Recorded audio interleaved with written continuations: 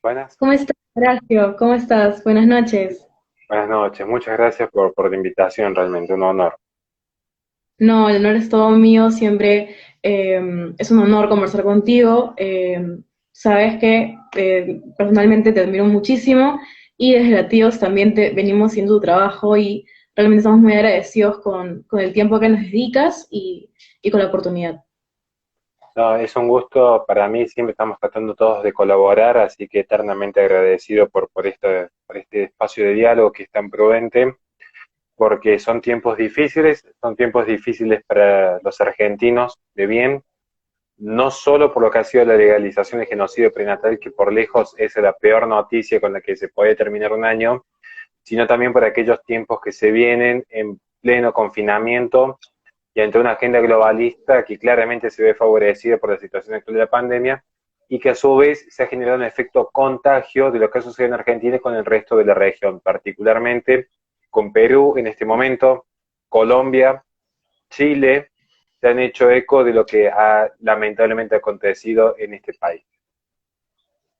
Totalmente, totalmente. Son tiempos difíciles y bueno, parte de nuestro trabajo también es tener esos espacios de conversación, de diálogo para poder informar también a las demás personas y dar nuestros puntos de vista, ¿no? Bueno, yo quise conversar contigo muy aparte de que eres una persona a la cual admiro muchísimo. Está bien porque sé que tú conoces la realidad de Argentina con respecto al aborto, lo que ha venido pasando desde ya 2018 hasta la legalización del año pasado, ¿no? Entonces quería más o menos que me cuentes desde tu perspectiva cómo se ha venido el movimiento verde agarrando fuerza de repente con el proyecto de ley de 2018. ¿Qué es lo que tú has visto? ¿Cómo ha sido todo el proceso de legalización hasta 2020? Es una pregunta muy específica. Curiosamente, lo que nunca hago para ningún vivo, esta vez lo hice, que es prepararlo con mucho tiempo de antelación, así que vamos a tratar de estructurarnos y mantener ese orden mental que había realizado y que lo tenía justamente escrito aquí. ¿Qué ha sucedido del 2018 a esta parte? Para entender lo del 2018 específicamente en Argentina que se presenta el proyecto, necesariamente, y yo sé que esta parte va a ser quizás la más aburrida de la conversación, pido mil disculpas, voy a tratar de hacer la forma más amena posible, pero como siempre insisto, es más fácil vender, y se lo dicen alguien que vive de YouTube, así que muchas gracias a los que me están apoyando en el canal, es más fácil vender el sensacionalismo y el cortoplacismo, la lectura diaria de las noticias, de hecho ese es el gran negocio del periodismo, que comprender las raíces profundas. Pero a mí lo que me interesa es que al menos una persona logre comprender la raíz profunda del problema que hoy se vive en Perú. Porque comprendiendo la raíz profunda, van a darse cuenta cómo los fenómenos son siempre similares. Y en ese sentido yo insisto, hay que tener la prudencia incluso de leer autores que son quizás acérrimos a nuestro pensamiento, porque en todo ser humano reside semillas de verdad. Entonces, de repente, cuando se hablaron de ciertas estructuras que superaban las microrelaciones humanas, pienso en el momento de Levi-Strauss, pero ¿por qué no en Foucault? ¿Por qué no en Sigmund Bauman? Quizás es porque haya habido cierta verdad en ellos y quizás haya elementos para que nosotros aprendamos como militantes pro vida y apliquemos. ¿Qué sucedió en el 2018? Lo que sucedió en el 2018 en realidad fue la gesta de un siglo de lucha, de un siglo de lucha. Porque si algo hay que reconocer a aquellos que han enarbolado las banderas del progresismo es ciertamente la constancia y la paciencia. Y en todo caso, el agua más débil que la roca termina decantando por la perseverancia de la misma. En 1916 es cuando surge justamente lo que es esencialmente la primer clínica de control poblacional. Y yo entiendo, porque entendemos que realmente está así, de que posiblemente, muchos consideren que el aborto inducido es una política de izquierda. Entonces vamos a empezar a hablar qué pasó del 2018 al 2020. La inmensa parte de la población ha creído esta gran farsa de que el aborto es una política de izquierda, es una política marxista, es una política comunista, Y eso hay que empezar a matizarlo. Por eso nos vamos a remontar a 1916. Porque cuando surge la primera clínica de control poblacional fue anterior a la legalización en la Unión Soviética. Y esa clínica empieza a proliferar en el tiempo hasta convertirse en lo que hoy se conoce como la International Planned Parenthood. De hecho, en 1916, en Nueva York, está esta primera clínica de control de desarrollo demográfico, técnicamente hablando de ese nombre. En 1921 se crea la Liga Americana para el Control de Natalidad. En 1942 aparece la Federación Americana para la Planificación Familiar, la APPF. A instancia de la ONU, en 1952, esta organización, que fue presidida por Margaret Sanger, su fundadora, y que la preside al International Planned Parenthood en instancia de la ONU hasta el 59, mantuvo ese lineamiento eugenésico. ¿Qué significa esto? El aborto es de izquierda, uno debería empezar pensando sí y no. Si es de izquierda en un determinado sentido, en cuanto a que no representa aquel ideario de sus detractores, que no necesariamente es la derecha, no necesariamente. Pero ciertamente dista bastante de aquella visión eminentemente marxista, eminentemente comunista, aunque comparten un punto específico. ¿Cuál es? Acá vamos a empezar a entender qué pasó del 2018 al 2020 y por eso hago este repaso histórico rapidísimo. Porque ¿cuál es el punto de unión que hay entre Margaret Sanger, fundadora de International Planned Parenthood, y Marx? El punto de unión está justamente en el cientificismo. Y esto es fundamental, porque si no se comprende el cientificismo, no se comprende en absoluto qué es lo que es en esencia el aborto inducido. Este cientificismo implicaba reconocer, en el caso específico de Margaret Sanger, todos recuerden siempre que Marx, ¿por qué hablamos de cientificismo? Primero porque es una tesis materialista, y segundo porque Marx en sus escritos deja relucir siempre esa visión, o al menos ese conocimiento de las teorías darwinianas. Esto es fundamental.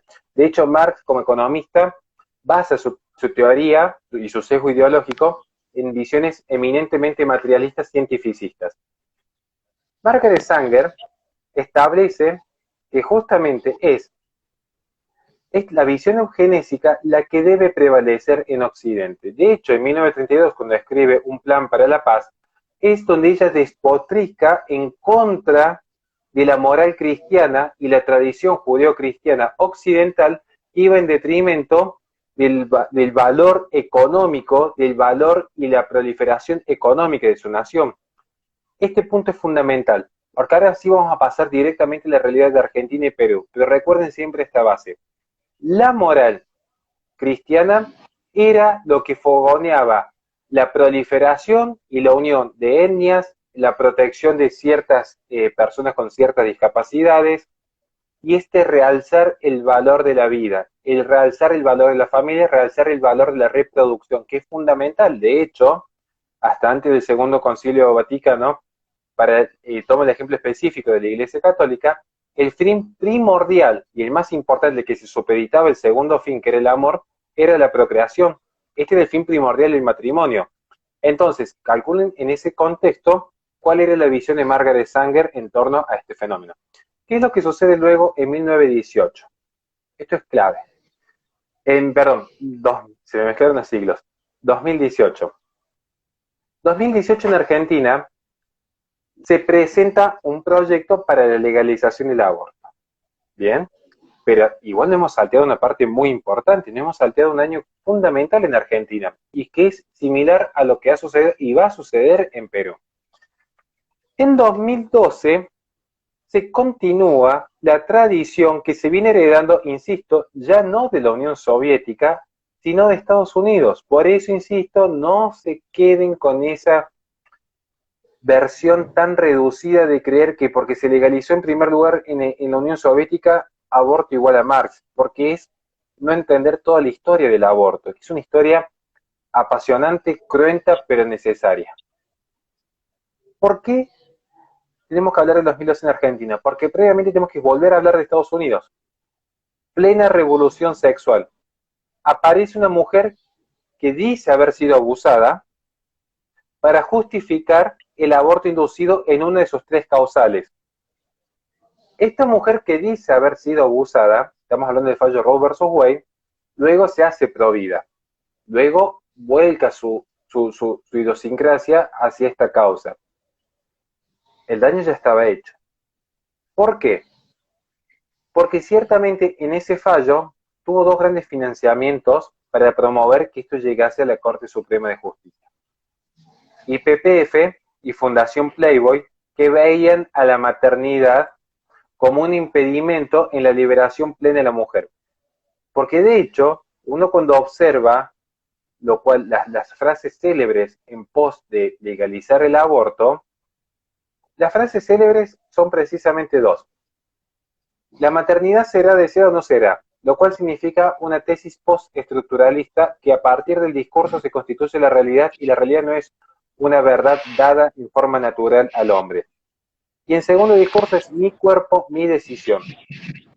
Y esta idea de mi cuerpo, mi decisión alude esencialmente a que la mujer, bajo lo que es el biopoder, se inserte en un determinado mercado. Es decir, mi cuerpo, mi decisión implica romper aquel vínculo con la naturaleza, con la familia, con las comunidades naturales, y que la mujer quede atomizada. El mí implica la ruptura con el nos. Y en ese mí, la mujer atomizada y fragmentada se vuelve una unidad de consumo y una unidad de producción, tal como se muestra ejemplos concretos cuando la mujer se incorpora al mercado en China, donde hay un salto exponencial en su PBI, o tal como se demuestra en la inserción luego de la década de 1970 de la revolución sexual en Estados Unidos, cuando se expande económicamente dicha nación gracias a la proliferación de la mano de obra de la mujer. Luego cada uno sabrá qué decisión tomar en su vida en cuanto a los roles de maternidad. Simplemente quiero destacar ese aspecto. Hay un fundamento económico detrás de esta agenda.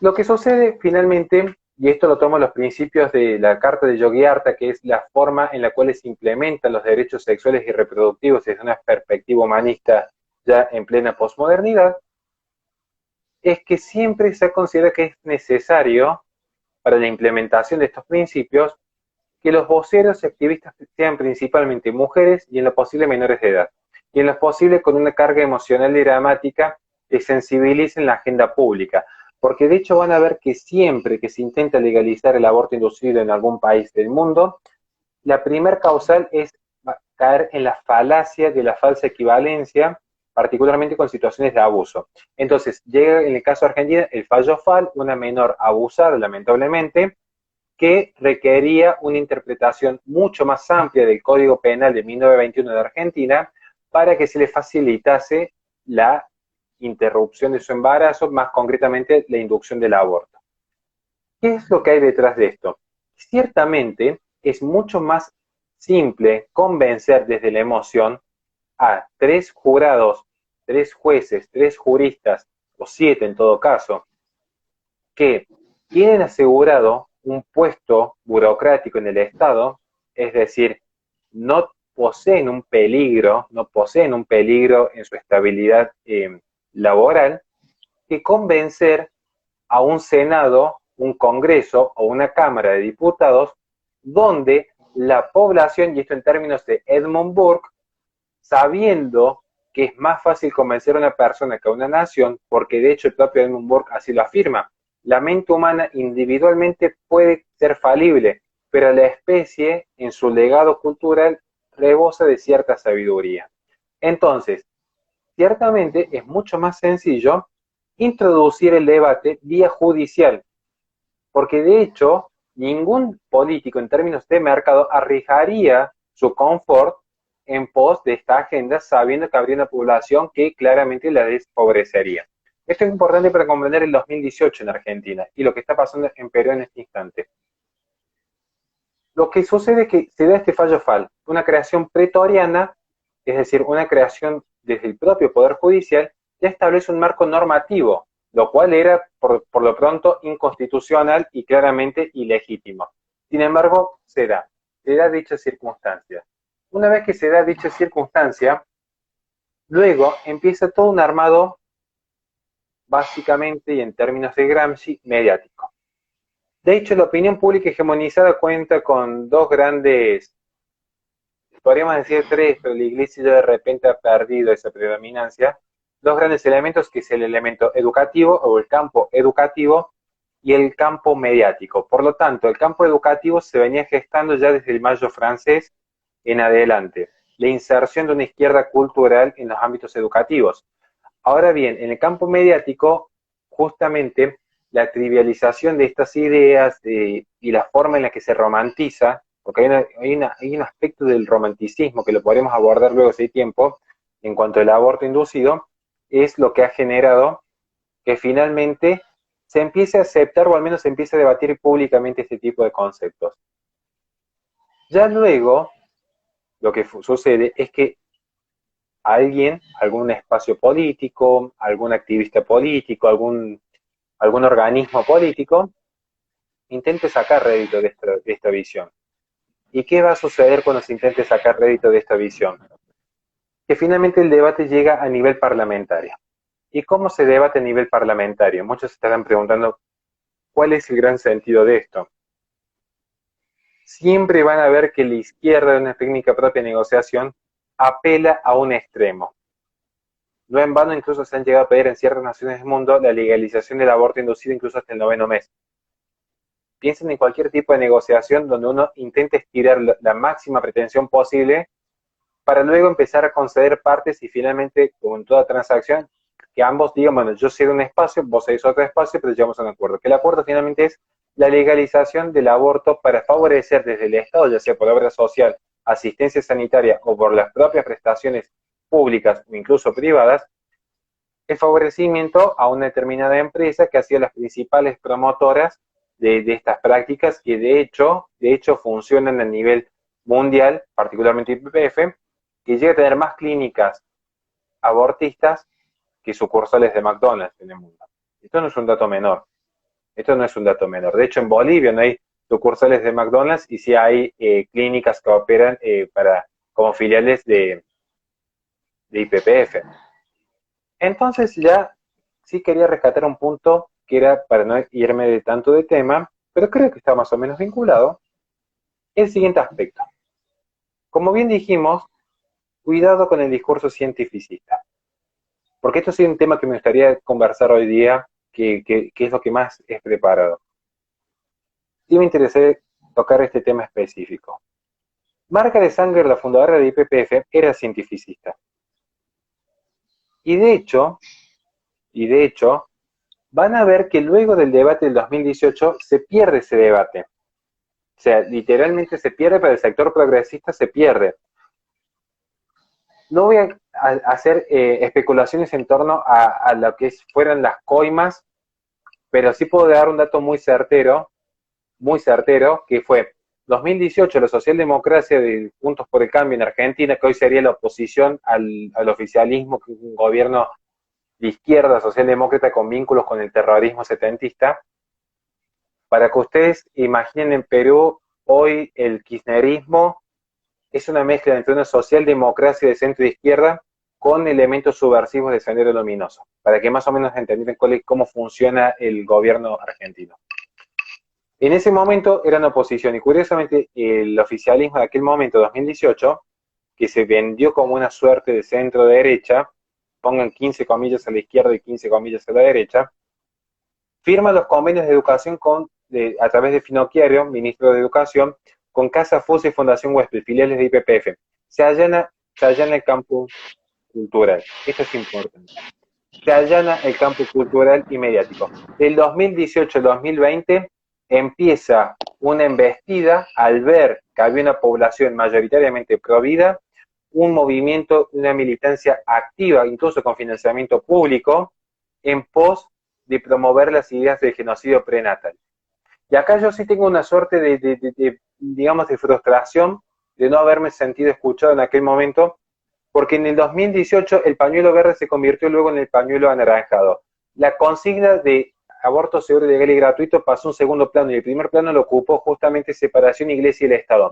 Y muchos que se dijeron en ese momento, soy liberal, soy libertario, soy paleolibertario, soy conservador, agnóstico, ¿por qué mis impuestos deberían financiar la iglesia? No solamente que demostraron que eran unos completos ignorantes de lo que había sucedido con la iglesia en 1810, cuando el propio Estado en ese momento en adelante empieza a confiscar con aquella tradición de las regalías del siglo XVI que mantiene el Estado moderno, empieza a confiscar bienes privados y prerrogativas privadas de la iglesia en pos de aumentar el poder político, desconociendo incluso esa parte histórica, lo que es la compensación económica, aún así desconociendo un fenómeno que era mucho más actual que esa visión histórica, que uno puede entender que la gente desconozca de historia.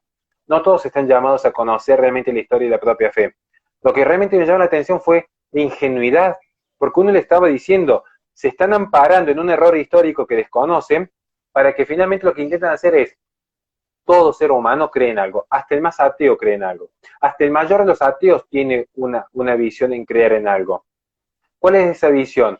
Particularmente, Francis Bacon, siglo XVI, reemplazar a Dios por la ciencia. Robespierre, siglo XVIII, reemplazar a Dios por la razón. Marx, reemplazar a Dios por las comunas. Todos creen en algo. Charles Darwin, creer en la evolución. Vamos a dar más ejemplos. Todo tiene un sistema de axioma. No hay absolutamente ninguna persona, porque si una persona careciera de un sistema de axioma, literalmente sería un psicópata que no sabría dónde está arraigado moralmente en el mundo. Pero en el momento que una persona, ya sea por simplemente escepticismo moral, por consecuencialismo o por la propia deontología, poseen un sistema que les dice en qué momento actuar y cómo actuar. Esa es la arraigambre que tiene el ser humano con el mundo. Entonces, acá está el punto clave. Acá está el punto clave. Cuando se habló de separar la iglesia del Estado, pero católicos y evangélicos ingenuamente salieron a decir, bueno, está bien, nos separemos de la iglesia. No se dan cuenta que en el fondo lo que se estaba hablando era un proyecto de laicismo. Eso por desconocer lo que había sido la Revolución Francesa, y dicho sea de paso, inspirado en ese cientificismo. Al separar la iglesia del Estado no se estaba separando simplemente que dos monedas del presupuesto se girasen a un merendero católico. Lo que se estaba haciendo es el discurso que promueva que cualquier raíz tradicional tiene que ser erradicado del debate público, porque hay que separar la iglesia del Estado. Por lo tanto, en el debate público se podía llegar a decir que un hombre equivale a una mujer o que un niño por nacer no tiene derechos. Lo que no se puede decir es que hay un elemento del decálogo más antiguo de la humanidad que llama no matar. Eso era una visión cristiana, por lo tanto se erradicaba el discurso público. Y esto es lo que va a pasar en Perú, porque Perú tiene una tradición eminentemente cristiana, y es allí donde se va a atacar en forma directa. Es allí donde se va a atacar en forma directa. Porque lo que se está buscando no es separar una determinada institución de orden privado con una institución de orden público, que aún así hay un error en el laicismo en ese aspecto, pero es una discusión para otro debate.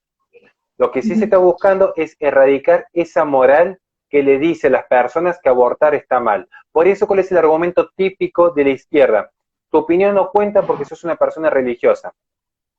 Ese es el problema de fondo. Ese es el problema de fondo. Y este es el gran problema porque quise tocar el cientificismo, y ya cierro con esto. Creo que se me ha extendido bastante la primera pregunta. ¿Por qué quise empezar con el cientificismo? Porque justamente, ¿cuál es el gran error? A mi humilde criterio, y sé que puedo estar equivocado, pero yo voy a mantener mi postura hasta que logre tener una razón que me demuestre el error de base, pero yo estoy abierto a críticas en ese sentido. El gran error de muchos espacios pro vida fue querer defender la cuestión pro vida desde la ciencia. Y uno diría, ¿cómo? Claro, porque es entrar al terreno del secularismo y laicismo. Por eso empecé a hablar de los discursos cientificistas. Si ustedes ven los debates que yo he tenido con filósofos objetivistas, con filósofos liberales, incluso con feministas, no niegan que haya vida desde la concepción.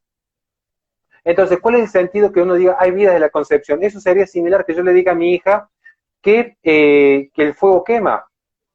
No se sigue de que el fuego quema, de que mi hija deba tocar o no deba tocar una hornalla. Y no se sigue de que haya vida desde la concepción que se la deba respetar, porque con ese criterio, si un abusador quisiese abusar de una mujer, la mujer no tendría derecho a defenderse y quitarle la vida en última instancia si el conflicto se sigue agravando, porque es una vida sagrada. Entonces, que haya vida humana, no se sigue que dicha vida debe ser respetada, sino que hay un conglomerado de normas morales que instan a qué tipo de vida se debe respetar y bajo qué circunstancias son respetables y bajo qué circunstancias se activan los mecanismos de legítima defensa. Esto es importantísimo entenderlo en claro, porque la idea de hay vida desde la concepción es una descripción. Y es una descripción que incluso los propios agentes pro aborto inducido reconocen abiertamente. Caso concreto, Peter Singer, padre del animalismo moderno con el escrito de Liberación Animal en 1998. De allí, la concepción que les determine si hay o no hay una persona y sujeto de derecho, ya pasa a un plano filosófico. Y a su vez, la premisa no matarás es una discusión eminentemente propia de la filosofía moral, mientras que la discusión si hay vida o no hay vida de la concepción ya quedó zanjada con Jerome Lejeune, que dicho sea de paso se conmemora, gracias a él, el 21 de marzo, trisomía en el par 21, el 3 en el par 21, de allí el 21 de marzo el Día del Niño Síndrome de Down, justamente con el padre de la genética moderna, católico, ya demostró desde la ciencia que el plan de vida, el acto de pertenecer al género humano y todos los emergentes posibles de dicha potencialidad, que ya es acto, pero emergen las potencialidades de dicha sustancia, ya se encontraron en el momento de la concepción. Entonces, hay un ser humano y hay un acto. Hay un ser humano en actualidad, del cual emergen cada una de sus potencialidades. Pero el por qué hay que respetar esa vida no se da desde el plano científico. De hecho, hagan cualquier experimento de observación. Cada uno me podría a mí describir en este momento en el chat cualquier fenómeno me podrían describir. Desde que la anfitriona tiene una remera amarilla hasta que estamos transmitiendo en vivo en Instagram. No se sigue de allí, no se sigue en forma lógica qué tipo de ropa debería usar la anfitriona o por qué tipo de plataforma deberíamos transmitir. Porque la descripción no prescribe. La descripción me podría decir a mí que yo tengo una determinada enfermedad, pero de allí no se sigue que yo debería cuidarme o que yo debería tomar tal medicación o que yo debería hacer tal ejercicio. Cuidado con confundir descripción con prescripción, porque ese es el gran vicio cientificista. Creer que hay una suerte de mundo eterno, creer que hay una suerte de mundo perfecto en aquellas concepciones científicas que se explican por sí mismas. Y ese es el gran desafío de los pro vida, entender finalmente que el dato no mata el relato. De hecho, uno puede aniquilar un relato con datos, pero el relato sigue vigente hasta que no aparezca un nuevo relato que dé explicación del dato. Como diría Lacan, son hechos dichos. Entonces, tiene que ser bien dicho. Ahí está el desafío del espacio pro vida. Saber definir por qué está mal matar. Totalmente. Bueno, hemos entendido muchísimo las bases que tenemos que entender para poder, valga la redundancia, comprender cómo se ha venido dando la legalización en Argentina desde hace casi ya un siglo, ¿no? Entonces, es importante haber conocido todo lo que nos has explicado.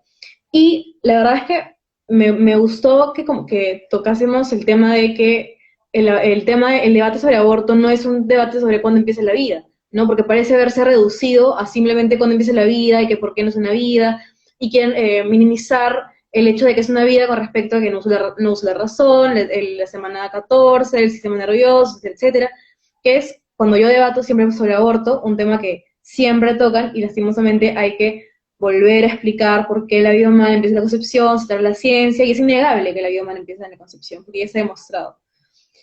Y sí, yo también considero y comparto que sea un debate más bien filosófico sobre por qué está mal o por qué está bien matar, porque al fin y al cabo es un asesinato.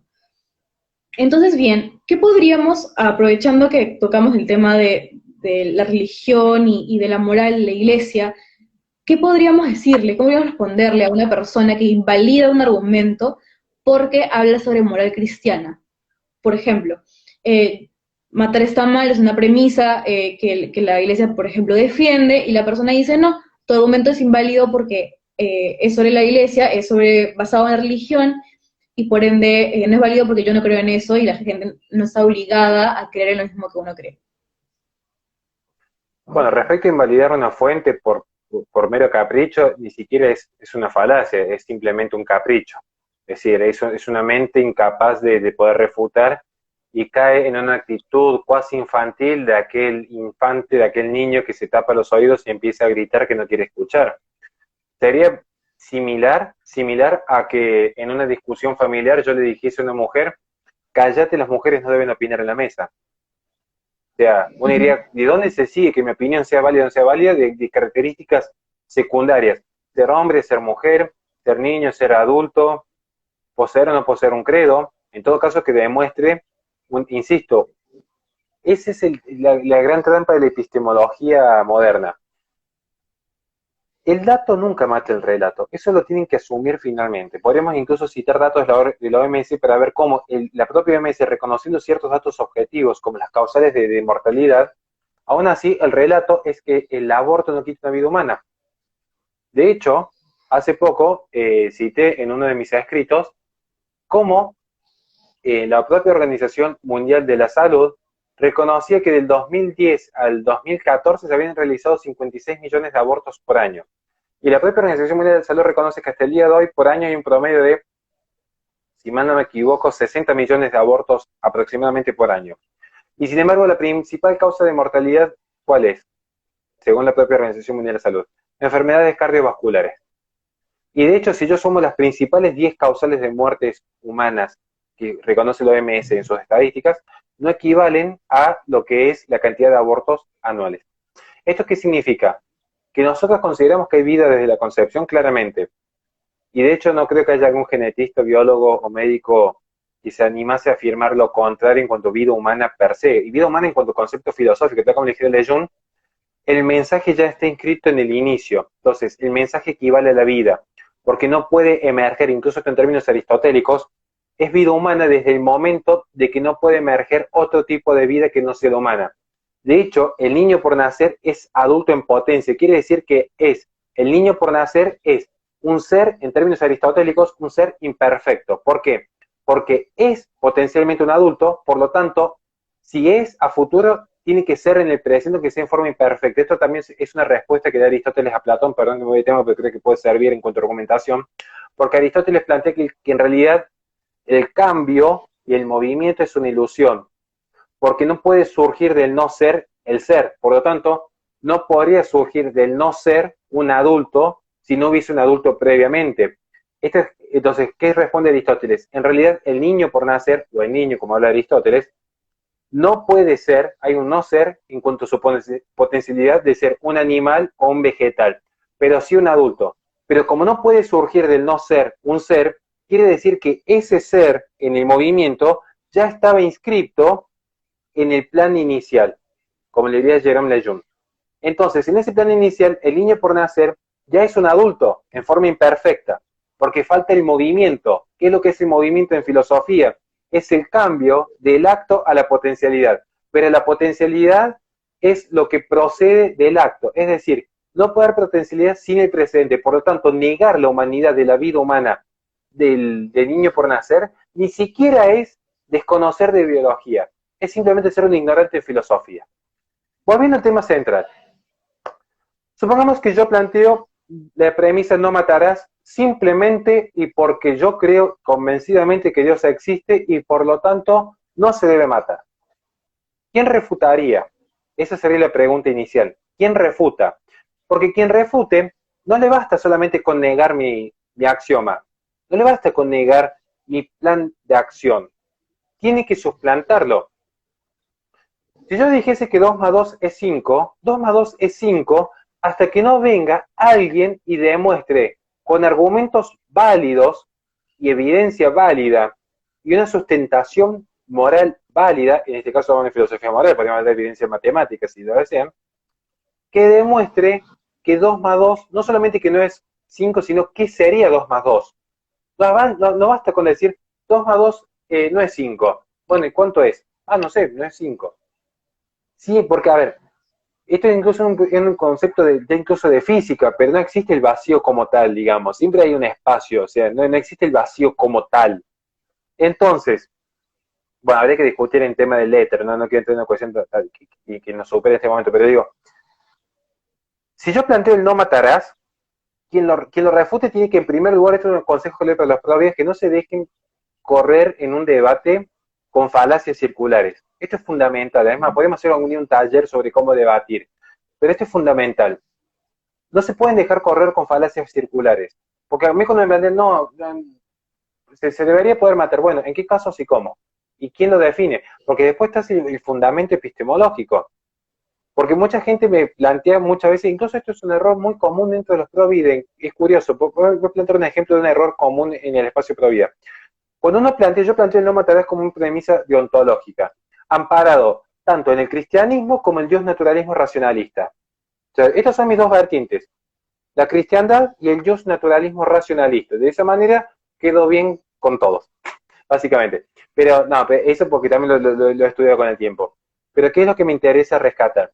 Muchas veces me ha pasado con gente, con chicos pro vida, muy buenos chicos, cariño enorme, especialmente la gente de Guatemala, incluso vamos a estar mañana con ellos.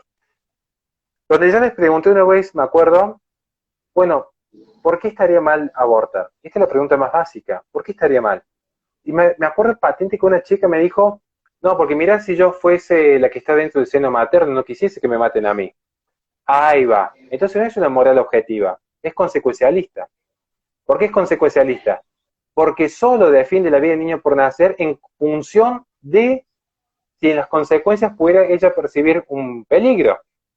Por lo tanto, si yo suprimiese el peligro, si es lógica y coherente, tendría que reconocer que el aborto es válido.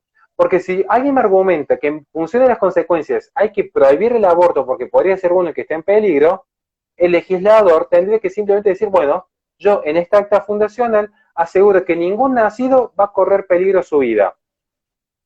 Entonces, esto es fundamental, esta noción, ¿se entiende? Esto es fundamental. ¿Qué significa? Uno cuando sustenta, tiene que sustentar cómo adquiere el conocimiento. De hecho, muchas veces se dice que los que son pro aborto en realidad son relativistas. No están así. Cuidado ahí. Esto es importante. Esto es importante.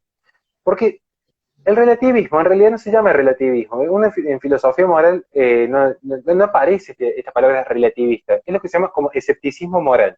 El escepticismo moral es lo que sostiene que en realidad el mos, que es de donde deriva la moral, y el ethos, que es donde deriva la ética, aluden a las costumbres. No existe un elemento externo objetivo que nos dicte qué está bien y qué está mal en la acción humana, sino que son simplemente costumbres. Y por lo tanto, lo óptimo es la adaptación de dichas costumbres a lo que se viene trasladando culturalmente, generación tras generación, sin evitar un conflicto o tratando de minimizar en el mayor sentido dicho bienestar, pero en esencia no existe, ni siquiera existe una interpelación a cuidar el bienestar, simplemente es quizás lo más descriptivo de todas las tesis. Simplemente describe, no existe moral, no existe ética, simplemente es. Aclarado eso, tenemos luego la deontología absolutista, el absolutismo moral, en las antípodas. El absolutismo moral, Dios naturalismo racionalista, el decálogo cristiano, podríamos tomar ese ejemplo. El objetivismo, no me quiero dejar afuera a un espacio específico de la filosofía, como fue la escuela impulsada por Rand, que toma elementos aristotélicos, el objetivismo claramente. Entonces, tenemos una tercera corriente, y acá sí me interesa el espacio, analizar el espacio pro aborto, que es el consecuencialismo, que muchos lo conocerán bajo el nombre que se le toma a partir de la teoría de Jeremy Bentham, el utilitarismo. Porque uno cuando ve a Margaret Sanger, Peter Singer, Petra Kelly, Paul Ehrlich, Stephen Wise, podríamos creo que esos serían como los principales exponentes en este momento que estoy pensando, van a ver que en realidad el discurso gira en función de las consecuencias para la sociedad, la liberación de la mujer, la emancipación de la maternidad, la introducción al mercado, que esta es la más importante de todas, porque siempre se aspira en la teoría consecuencialista que hay una sola premisa válida: procurar la mayor felicidad y disminuir el dolor. Traducción en los discursos políticamente correctos: ¿para qué vas a ser mamá si no puedes terminar una carrera? ¿Para qué traer un niño al mundo que van a nacer en una situación de pobreza? O sea, un determinismo impresionante y una futurología que ni Nostradamus se animó a hacer, y acá tenemos un montón de gente millennial que se anima a vaticinar cómo va a ser la vida del otro.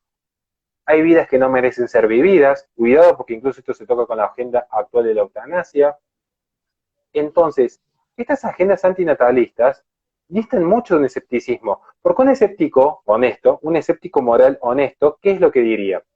En Perú la mayoría son cristianos, por dar un ejemplo. Por dar un ejemplo. El escéptico diría, Dios no existe, casi como un nihilista, Dios no existe, no existe la nada, pero si la mayoría han decidido vivir en una comunidad que toman como concepto moral y ético el no matarás, no tendría por qué yo interferir en tanto y en cuanto a mí no me afecte o no haya un instinto de supervivencia biológico, no debería ni siquiera accionar o opinar al respecto. Simplemente existe, simplemente está allí. En todo caso, si desea opinar, opinará, pero no tendría una militancia activa, siendo honesto el escéptico, porque diría, es la comunidad que simplemente ha receptado cierta costumbre. Ahora, el consecuencialista sí actuaría, porque el consecuencialista diría, si esto sigue proliferando, tal como le dijera Thomas Malthus, cuando escribe un ensayo sobre la población, o como le diría Paul Ehrlich en 1968, la bomba demográfica, si no se frena esta producción de seres humanos en determinadas regiones, esto va a generar una situación de dolor y de angustia futuro en el cual va a haber un sufrimiento exacerbado. Por lo tanto, para disminuir el sufrimiento futuro y alcanzar la mayor felicidad posible, es necesario evitar la proliferación de seres humanos, ya que en términos de Nietzsche, el ser humano termina siendo el cáncer del planeta. Entonces, el consecuencialista es el verdadero activista de la agenda del aborto inducido. Si uno ve la Agenda 2030 de la ONU, las premisas son consecuencialistas, entiéndase utilitaristas, no son del escepticismo moral, es decir, no son propias de un relativismo moral, porque asumen una posición moral de que lo ideal es un capitalismo amigo del planeta, lo ideal es reducir la sobrepoblación, lo real es evitar el calentamiento global, lo real es emancipar a la mujer del hogar, lo real es combatir el heteropatriarcado. Entonces no son escépticos, ellos asumen una posición moral antagónica a las nuestras, pero asumen una posición moral. ¿Y cuál es el fundamento? Bueno, epistemológicamente es más fácil cuantificar y medir, porque de hecho el utilitarismo es el hijo, podríamos decir, el hijo predilecto del modernismo. Así como está el hijo no deseado, muchas veces pasa, está el hijo predilecto. El utilitarismo ha llegado incluso a cuantificar y medir ya no solo la verdad, sino llegar a cuantificar la calidad de vida. Por eso después se ven esta suerte de agendas que vaticinan el futuro de una mujer y de un hijo por nacer en función de ciertos parámetros. Porque el utilitarismo siempre estuvo vigente en las agendas modernistas. Y no hay agenda más modernista que el antinatalista. Luego se ve este fenómeno del feminismo que como el ecologismo son como la expresión, es el discurso. Pero la agenda de fondo en cuanto a pretensión es esta finalmente. Finalmente es esta. Espero haberme dado a entender en este punto. Totalmente, Horacio, totalmente, y muchísimas gracias porque has sustentado muy bien alguna respuesta que realmente muchos no nos atrevemos a dar porque no conocemos o porque simplemente no nos atrevemos a dar. Entonces, realmente te agradezco muchísimo. Ahora, bueno, pasando a la agenda por aborto. ¿Cuál crees que es el motivo por el cual la agenda de aborto está tomando tanta fuerza en Occidente? Porque vamos, Argentina ya lo legalizó, ha sido una noticia mucho más sonada para Perú, para Chile, para México, que haberlo legalizado en otros países, ¿no? O sea, porque usualmente tenemos a Argentina como el país al que vamos a imitar, no negativamente, claro está, entonces, por el progresismo. Entonces, ¿cuál crees que es el motivo por el cual la agenda del aborto está en Occidente teniendo tanta pegada? Muy interesante pregunta y creo que es de las más complejas que hay por lejos es de las más complejas que hay. ¿Cuál es, esa es la pregunta de fondo. Bueno, sería un acto de soberbia de mi parte querer establecer cuál ha sido la finalidad de aquellos que la han promovido. Pero les puedo hacer una suerte de inducción, creo que sería la palabra correcta inducción, para tratar también de atajarme de alguna crítica que se me pudiera hacer en ese sentido. Vamos a repasar un poco. Ya contamos un poco lo que fue la historia del aborto. ¿Por qué habría este interés? Miren, el progresismo tiene dos grandes variantes. El progresismo tiene dos grandes variantes. En realidad tiene dos grandes pilares. Variantes tiene muchas. De hecho, tiene tres grandes expresiones, cuatro, yo tengo una discrepancia con Miklos, pero tiene dos grandes pilares. El progresismo va desde la idea del progreso indefinido en términos materialistas, porque no hay progresista que no sea materialista, lo cual no quiere decir que quien no sea materialista no pueda caer en algún error, digo, pero el progresismo necesariamente es materialista, necesariamente es materialista. Si no, no sería progresista, podrá ser idealista, podrá ser un romanticista, pero no progresista. Y la liberación absoluta. De hecho, uno cuando ve lo que es la liberación absoluta como concepto metafísico, va a notar que hay grandes consonancias y donde incluso la propiedad privada está por fuera de la discusión, desde Herbert Marcuse hasta Gloria Álvarez. La idea de la liberación absoluta es liberarse de las fronteras nacionales, liberarse de la ética, liberarse de la religión, liberarse de Dios, liberarse de los límites naturales del cuerpo humano, hasta que los hombres se embaracen, liberarse de la sexualidad, liberarse absolutamente todo. Es el Homo Deus. Entonces, ¿cuál es la...? A ver, podríamos explicarlo esto en términos filosóficos, lo que es la agenda pro aborto, pero la pregunta es muy concreta. La pregunta concreta es, ¿cuál es el fin de esta agenda? Bueno, a grandes rasgos se vincula, querramos o no, más que el feminismo al ecologismo.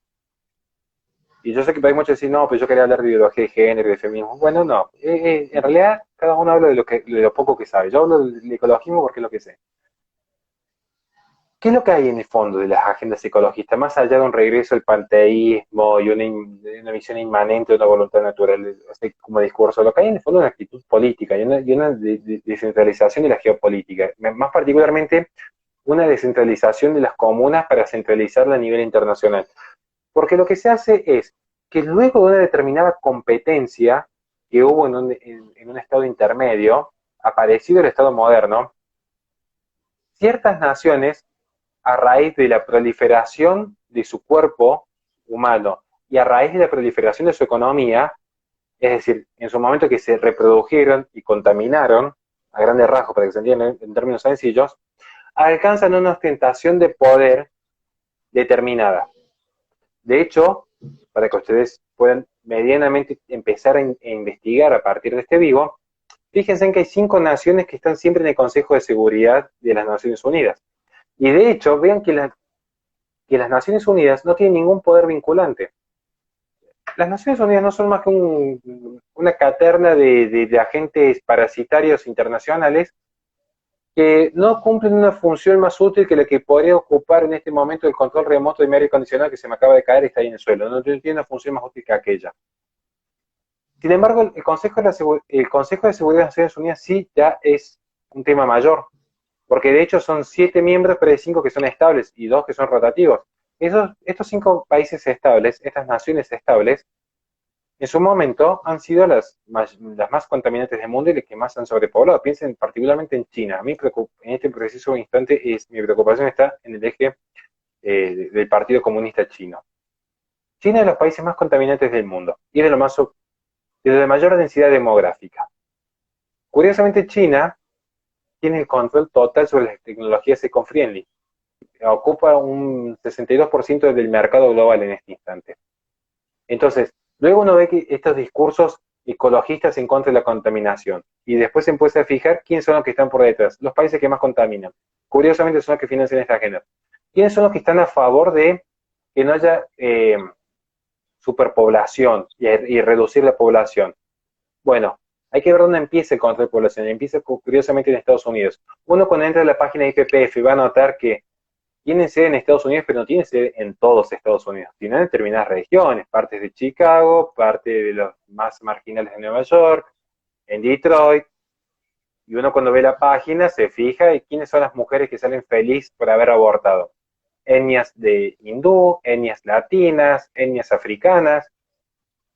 ¿Cuál es el interés? Y bueno, decía algún viejo político argentino, poblar es gobernar. La gente está convencida, yo lo vi hace poco cuando hice un pequeño tweet que había redactado aburrido en el colectivo, que la gente está convencida al día de hoy, incluso dentro de los espacios pro vida, de que hay sobrepoblación. A mí eso me sorprende. Me sorprende porque en 6 o 7 millones de habitantes, 1.000 millones de habitantes que hay me fijo el número exacto de población, si alguien me la facilita se lo agradezco. población mundial, la gente está convencida que hay sobrepoblación. 8.500 millones de habitantes. El último dato que yo tenía con el registro de ensayo eran de 6.000 millones. Claro, 6.000 millones actualmente y se estima que para el 2025 serían 8.500 millones de personas en el mundo. 8.500 a 2025 una especulación. Especulación. Lo real es que hay 6.000 millones al día de hoy. Y de hecho, los estudios científicos más certeros muestran que en condiciones dignas, productivas y de libertad plena, el planeta Tierra podría albergar al día de hoy, sin considerar espacios artificiales que se pudiesen crear, 14.000 millones de personas. Me hablan de superpoblación cuando yo recorrí Argentina de par en par y tenemos espacios como la Patagonia totalmente vacíos y plausibles de población. Y si alguien me quiere desmentir esto, que me hable alguien de la Patagonia y que me demuestre que no es posible habitar determinadas regiones que al día de hoy, según los propios entes que actúan allí, reconocen que es posible empezar a planificar ciudades en dichos espacios. No existe la superpoblación. Y yo veo gente que dice, no, la superpoblación existe, Horacio, en eso te equivocaste. Es curioso, a mí me ha llevado años investigar esto y de repente un chico que agarró Twitter el día de ayer, de repente tiene una mente brillante que nos va a dar cátedra de vida a todos. A mí me sorprende, pero bueno, puede ser que estemos equivocados. La realidad es que no. ¿Qué significa? ¿Que no hay densidad demográfica? Claro que la hay. Vean cómo se vive en Bangladesh. Claro que hay densidad demográfica. Claro que hay densidad demográfica. Pero, insisto, confundir superpoblación con densidad demográfica sería confundir que todos estamos apretados en un departamento como que no hay espacio en el edificio. No es lo mismo. Porque, ¿qué diría un sádico? Como quiere el departamento para mí, bueno, hay que empezar a eliminar gente por el balcón. A decir, bueno, cada uno vaya a su departamento y vacíen mi habitación. No es lo mismo. Entonces, ¿cuál es el interés de estas agendas?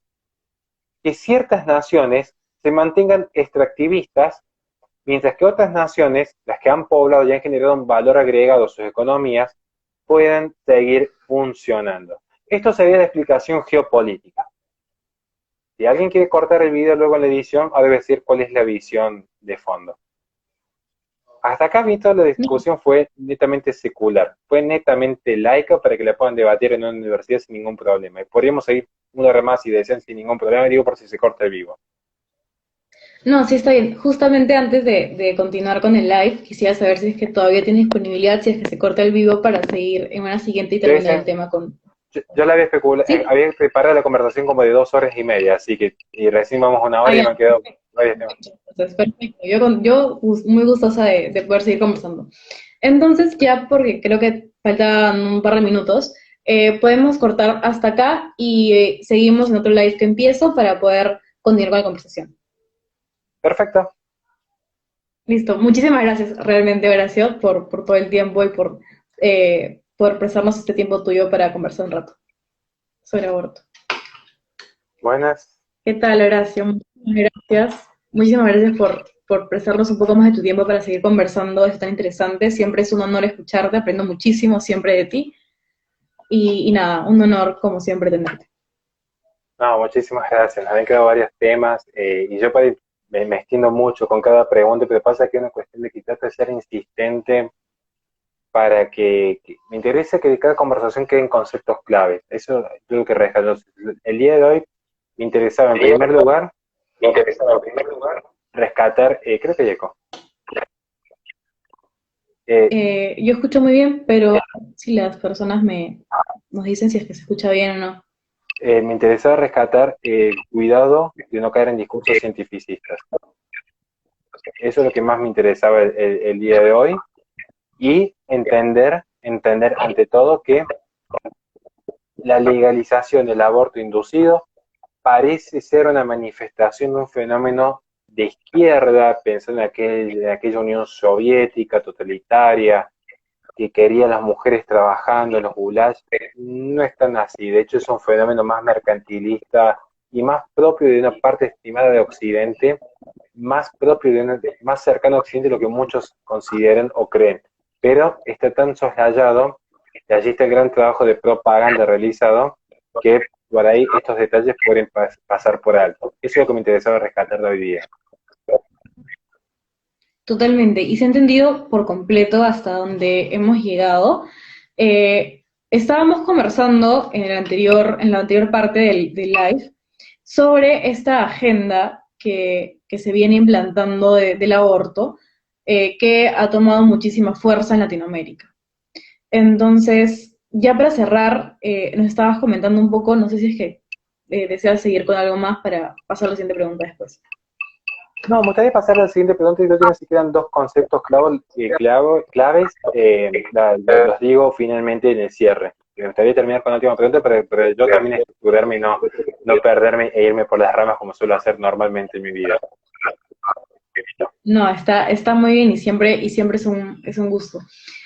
Bueno, la otra pregunta que yo quisiera hacer ya es un tema no tan a nivel filosófico, a nivel intelectual, porque entiendo también que hay personas a las cuales todavía se les hace complicado entender algunos términos de la filosofía, incluso a mí, por momentos de repente tengo que repasar, anotar para poderlo investigar.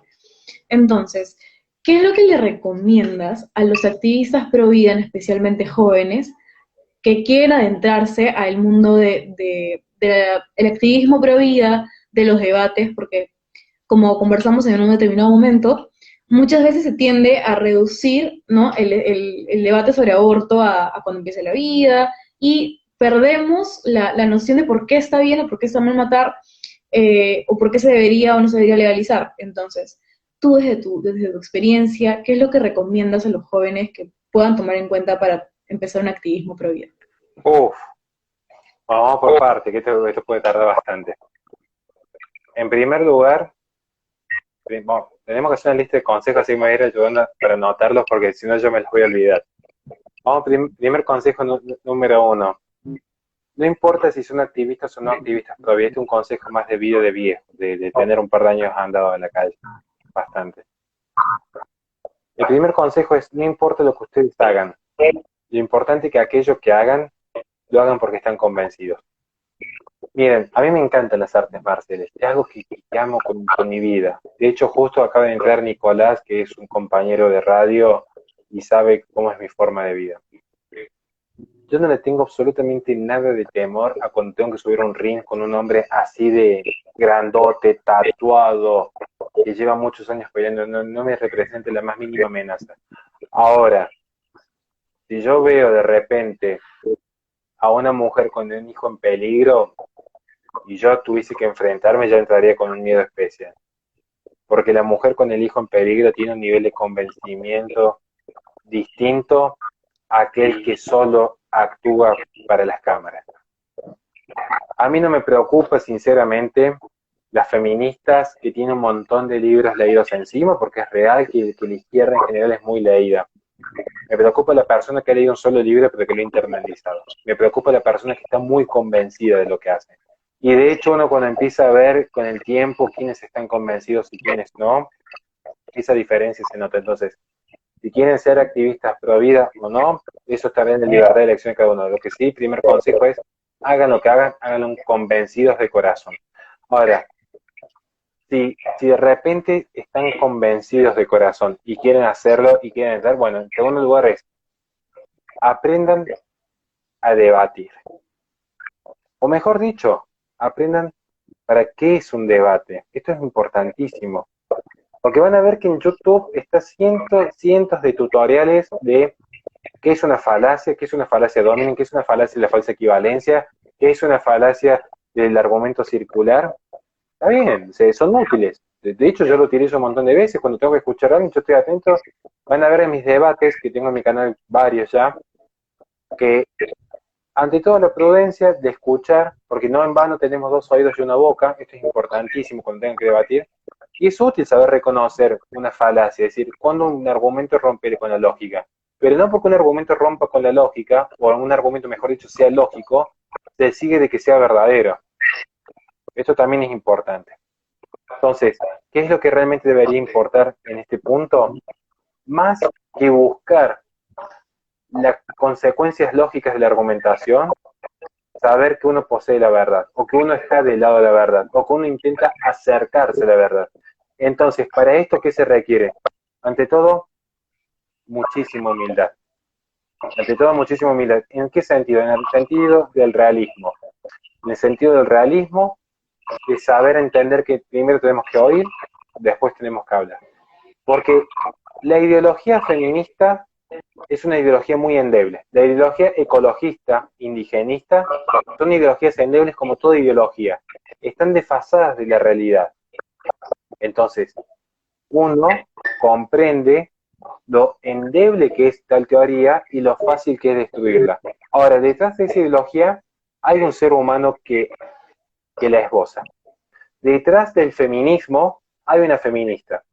Y para que una persona llegue a ser feminista, porque estamos hablando particularmente del aborto, pero podríamos tocar el ejemplo específico del ecologismo o del indigenismo, ha habido una persona que en la vida real no ha tenido el sustento que requería su espíritu, su vida, su ser, y por eso abrazó algo tan falaz, tan vacuo como es una ideología. Por eso el segundo consejo es, el primero, el convencimiento, y el segundo, la humildad. La humildad no es tirarse a menos, la humildad es el realismo, es no creerse de más, tampoco vivir en forma pusilánime. Es estar convencido que uno va a librar el buen combate, y puede salir mal, mil cosas pueden salir mal, como en toda pelea puede salir mal. Pero lo importante es que uno dio la batalla y se animó. Entonces, el tercer consejo, antes que darle grandes clases de filosofía, de historia, que si quieren lo podemos hacer con todo gusto, en el momento de las preguntas no hay ningún problema, de tratar de responder lo que uno humildemente pueda. Pero el tercer consejo es, vivan en forma valiente. Es el tercer consejo que yo le daría a los chicos. No importa si tienen 18 años o tienen Totalmente. 50. Vivan en forma valiente. Porque miedo a qué? Ese es el tema de fondo. Yo siempre pongo el ejemplo típico del conservadurismo, que es llevar todo al extremo peor, al peor extremo. ¿Qué sería lo peor que les podría pasar por ser pro vida? Empiecen a enumerar cualquier tipo de lo que les podría llegar a suceder. Perder un trabajo sería grave, creo yo, ¿no? Creo que sería grave. Perder una amistad, perder una materia, perder la propia vida. Y si uno está dispuesto a decir, yo estaría dispuesto a perder mi vida por salvarle de un inocente, si la respuesta es sí, bienvenido al espacio pro vida. El resto se soluciona. Les puedo asegurar que el resto, por A o por B, se soluciona. Miren, yo me dedico casi, no de lleno, pero lo que hago en YouTube y en las redes es casi de medio tiempo, porque me lleva muchas horas al día. Muchísimas horas al día. Editar un video, preparar esta charla, me lleva mucho tiempo. Jamás espere nada. Quiere que lo veamos desde un punto de vista teológico, Dios provee. De alguna forma sobrevivimos, de alguna forma a mi familia no le falta el plato de comida, de alguna forma yo llega a fin de mes, le puedo poner nafta al auto y me puedo comprar un paquete de arroz y cada tanto me compraré algún libro. Así que miedo a nada, miedo a nada. Y si va mal, si va mal, se va mal. ¿Qué se le va a hacer? Perdimos una pareja, perdimos una amistad, perdimos un trabajo. Y bueno, hay gente que pierde su vida en un aborto inducido. Y el mundo sigue girando. Entonces, el convencimiento y la valentía es fundamental. El resto, les puedo asegurar, y no tengo problema en responder hasta el último mensaje, técnicas específicas de argumentación, de reconocer una falacia circular, una falacia dominic, con todo gusto, hacemos un taller especial si quieren. Pero me interesa el espíritu. El resto es como la persona que no tiene miedo a pelear. A mí me interesa, pierde miedo a pelear. O sea, hay gente que tiene miedo a pelear. Bueno, fantástico, si trabaja. Trabajemos sobre los miedos. Después la técnica, como el golpe circular o el golpe recto o los esquives, es algo de trabajo de años y de lectura y de investigación. Pero lo importante es, si van a subir al ring, sin miedo. Después el resto se corrige. Totalmente, totalmente. Y es alentador, de hecho, escuchar ese tipo de consejos. Y te lo quería pedir porque estoy muy segura de que la gente que nos está oyendo siempre tienen esos miedos, y me incluyo, siempre hay esos miedos de sentir rechazo, de que la gente se dé encima, de perder amistades, ¿no? Y es que yo creo que cada cosa grande que tenemos implica tener un temor a que algo nos venga mal, ¿no? Entonces, y me ha pasado a lo personal a mí también. Hace poco escribí un artículo desmintiendo falacias pro aborto y se hizo viral y un montón de feministas no se vinieron encima. Entonces, conocí realmente cómo se siente que un grupo de personas o sea, te irradian rechazo, ¿no? Y es bastante, al principio perturbador, pero una vez te vas dando cuenta que totalmente vale la pena la lucha, ¿no? No solamente por uno mismo y por los valores que está defendiendo uno, sino también por la persona, por el alma de los niños que están defendiendo. Entonces, de verdad, realmente era, creo yo, hasta necesario hacerte esa pregunta porque la gente que te conoce, la gente que te sigue, de todos modos, admira la valentía que tiene uno para poder generar esos debates y estas conversaciones que tanto nos nutren. Mira, Y bueno, déjame que te cuente una historia, perdón que te corte. Miren, yo creo sinceramente que todo tiene una razón de ser. A mí particularmente, yo algo que no voy a ocultar nunca, yo algo que no lo voy a ocultar nunca. A mí me preguntan por qué soy pro vida, no es que sea pro vida, es que ante todo trato de defender aquello que creo que es en Dios. Te trato, no soy digno, pero a mí me cambió mucho. Hubo un momento, bueno, ahora recientemente, yo me confirmé en la fe católica hace no, menos de un mes prácticamente.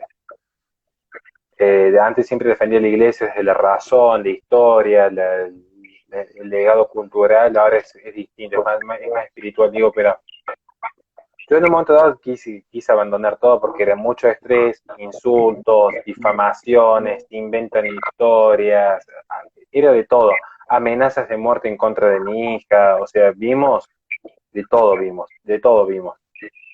Y además que me quisieron sacar de la radio, persecución del Estado, escraches del Estado, escraches de funcionarios, eh, y pesa. Yo en ese sentido no soy lo que crean, soy re valiente, re bravo, me la aguanto, no es tan así, no existe nadie que sea inmortal.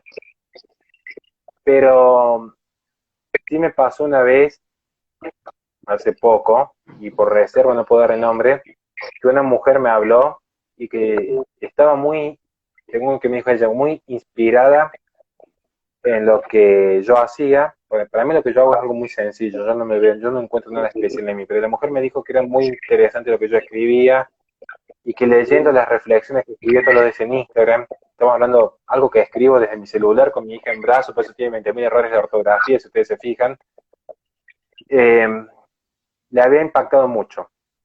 Es decir, no eran ni las cantidades de suscriptores que tengo en YouTube, ni grandes ponencias, ni cuando fui a dar una conferencia. No, era lo que escribía en un celular, que siempre escribo lo que se me viene a la mente. Por eso me dejo un montón de datos afuera, el epifio con los errores. Y me comentó que ella había abortado, pero que empezaba a encontrar una esperanza para sanar aquel dolor que sentía en su alma y en su corazón y que quería volver a la casa del padre. Entonces, cuando uno los insta a tener esa valentía, es porque no es cuánto van a ganar o cuánto van a perder, es a quién quieren salvar. Esa es la pregunta de fondo. Y muchos estarán pensando, no, voy a ir a salvar a un niño por nacer, o voy a salvar a una mujer que abortó y que se arrepintió. No, es salvarse uno. Es uno darle un propósito a la vida. Porque en el mundo posmoderno las personas están llenas de metas. ¿Cuáles son las metas? Tener más suscriptores en YouTube, ganar una elección, poder refutar a una feminista, poder escribir un artículo de lujo, poder recibirme, poder casarme, poder tener hijos. ¿Cuál es el propósito de todo esto? ¿Está al servicio de un bien mayor o no? Cuando se le da un propósito, uno puede incluso barrer y llegar a la santidad. Y a veces sin un propósito uno puede ser un influencer de millones y ser un engranaje más en el sistema, y no más que eso. Eso sí me interesa rescatar, tienen un propósito, y el propósito es en uno, no en los demás, no en, ay, mire, salvó un alma, esa alma que estaba ahí soy yo en realidad, es la misericordia, es la miseria en el propio corazón, es entender que uno tiene que aspirar a algo más, y luego todo viene dado por añadidura.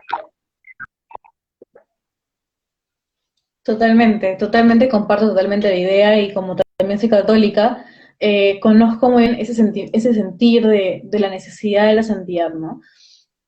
Entonces, totalmente de acuerdo con lo que nos dices, y es realmente conmovedor poder escuchar este tipo de testimonios que creo que son el mayor motivo para la lucha pro vida, ¿no? O sea, más allá de los reforzadores que pueden ser los seguidores y los mensajes de aliento y el apoyo de la gente, es más eh, el sentir que estás haciendo realmente algo bueno por una meta, bueno, tan noble como es salvar vidas o promover una cultura que defienda la vida humana. Entonces, por eso, de verdad, mil gracias, Horacio, por habernos permitido conversar el día de hoy. Desde Latido se lo agradezco y personalmente también sabes que siempre estoy haciendo trabajo, que te admiro muchísimo. Y pues nada, realmente eso ha sido todo. Realmente quería hacer esas preguntas un poco más ya a lo sentimental, porque creo que eso es lo que algunos necesitamos escuchar a veces. Entonces, nada, te agradezco de todo corazón infinitamente y espero poder volverte a tener en otras conversaciones para seguir aprendiendo mucho de ti. Bien, hago una última aclaración. En primer lugar, si han quedado algunas preguntas, yo no tengo problema en quedarme respondiéndolas, tenemos tiempo. Si hay quedado alguna pregunta específica, desde quién financia tal cosa o cómo funciona, no tengo ningún problema. O cómo se responde a este argumento, no tengo ningún problema, en ese sentido no hay tiempo. Así que, mientras hago el cierre final, si alguien quiere dejar alguna pregunta específica de la cuestión pro aborto, yo estoy abierto. Segunda cuestión que creo que es importante. Muchas gracias a todos los que nos acompañan. Muchas gracias a todos. Yo sé que por ahí uno insiste y ve que yo le trato de escribir a todos muchas gracias, pero es porque realmente lo siento. Seamos agradecidos, creo que es un buen inicio, ser agradecido con lo que uno tiene. Mm, Te lo digo Total, porque entramos a veces en algunos, a mí me toca trabajar en un merendero y uno ve otras realidades, hay que agradecer hasta que uno pueda caminar o pueda ver. A buen entendedor, pocas palabras. En tercero, miren, yo no soy ejemplo de vida, lo tengo que insistir, yo sé por qué lo digo, porque yo sé por qué lo digo, porque después vienen una catarata de mensajes, no soy ejemplo de vida y no soy referente, tampoco soy un intelectual, yo transmito lo que he recibido. Cuando he recibido cosas malas, he transmitido mensajes de soberbia, muy equivocado, me he arrepentido y he pedido perdón, que le tenía que pedir perdón, y cuando he dañado me he arrepentido y he dicho, che, disculpame, me equivoqué, y mis amigos, tengo muy pocos amigos, todos saben que tengo un equipo de trabajo muy cerrado, soy bastante arisco a las personas, y ellos serían el único autorizado a desmentirme y van a ver que soy así, digamos, cuando me equivoco no tengo ningún problema si me equivoqué. No soy ejemplo, no soy referente, no soy intelecto. Yo transmito lo que recibí, nada más. Y por eso siempre cito lo que digo. Eso no quita, eso no quita que por algún azar de la vida se me ha puesto en una determinada situación en la que, insisto, por azar, de repente tengo más seguidores o suscriptores. Y esto para mí no significa más que más responsabilidad en cuanto en lo que yo pueda colaborar.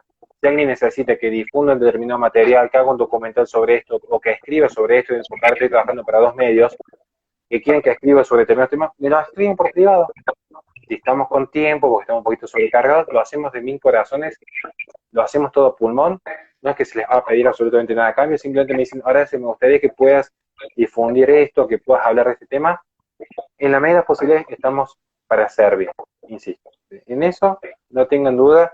Alguien me diga, che, Horacio, me han planteado de que en realidad hay vida desde la semana 14 porque el concepto de persona es un concepto jurídico. ¿Qué responderías? Bueno, ¿qué responde? Bueno, mirá, explicarle que en realidad el derecho positivo está subordinado al derecho natural, porque si no tenemos los grandes campos eugenésicos del siglo XX que forman parte del derecho positivo, tal como pasó con el gran salto adelante, el goulash ruso o la eugenesia alemana.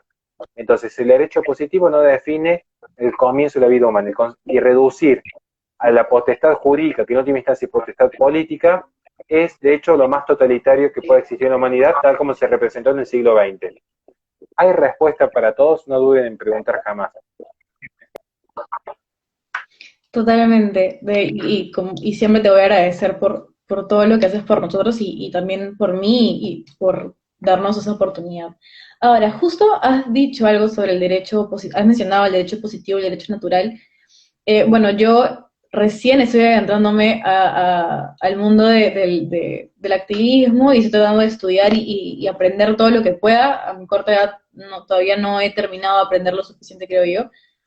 Pero cuando yo comencé a escuchar esos términos de ius naturalismo, del derecho natural y luego el derecho positivo, se me entraron muchas dudas y quisiera saber qué tanto puede influenciar esto del ius naturalismo, del derecho natural, porque vamos, en algunas universidades ya ni siquiera se estudia tanto el ius naturalismo y se basa todo en derecho positivo, porque tiene que estar reglamentado, tiene que estar escrito para que se pueda hacer. Entonces, ¿qué podemos hacer para poder basarnos en el ius naturalismo y defender los derechos naturales, ¿no? Vida, libertad, propiedad privada, en los debates o en las conversaciones? En primer lugar, ¿qué se tiene que hacer? Estudiar la esencia del naturalismo. Pero yo de entrada, a mí también me plantearía eso. Hace poco estuvimos haciendo un mini curso de filosofía moral y me acuerdo que yo les dije, o sea, en primer lugar estudien las esencias. Eso es fundamental. Pero en un debate la situación cambia, porque en un debate no se trata de vencer al rival, sino de... En el debate en realidad se debate para la audiencia, no se debate para intercambiar el posicionamiento de otro. De hecho, yo no soy muy favorable a los debates. Yo no soy muy favorable a los debates. Porque no me gusta seguir el circo romano esperando ver quién destruye a quién. Esto quiero aclararlo. O sea, de hecho, soy muy favorable del diálogo. El diálogo es la dualidad de logos, de razón. Una dualidad en la razón que conjugan en una. ¿Qué es lo que le respondería a los que plantean el yo positivismo antes que el yo naturalismo o a los que intentan defender el yo naturalismo? En primer lugar, que estudien la esencia. Es decir, voy a explicar algo muy sencillo y voy a pasar después a la segunda parte de la pregunta que es muy interesante.